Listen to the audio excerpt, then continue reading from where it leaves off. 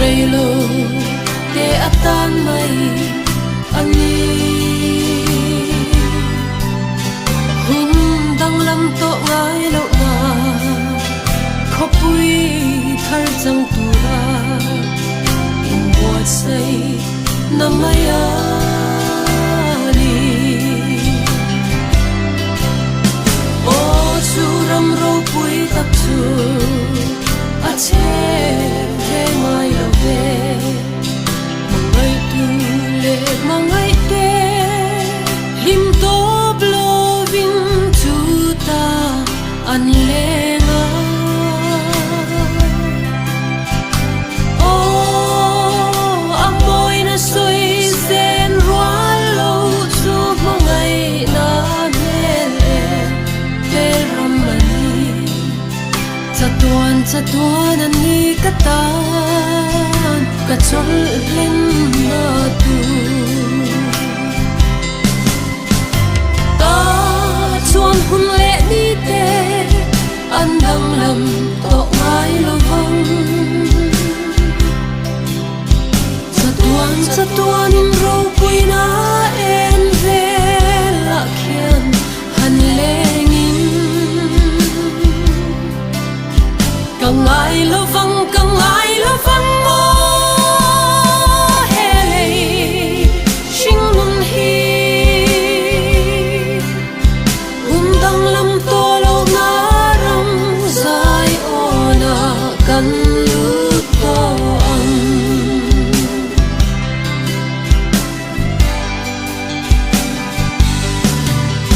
lei kum hung ni le tha te am ral ze langin ta shing nun vang lai ni zong zong te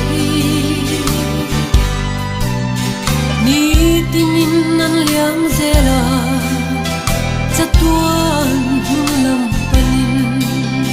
hun bang lam to lo na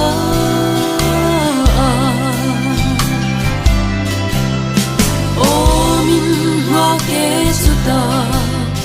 lung du kal masaten angel var le serafim ne beram no tu zain an faka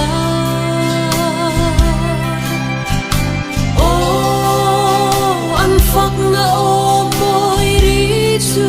kho pui chung tin a kho vera mangai na a khate chu ta kangai sai ona ta chuan hun le ni te an dang lam to ngai lo vong chatuan in ro pui na en ve la khian han lengin kangai lo vang mo hey sing nun hi undang lam to lo na ram zai ona kan lu to ang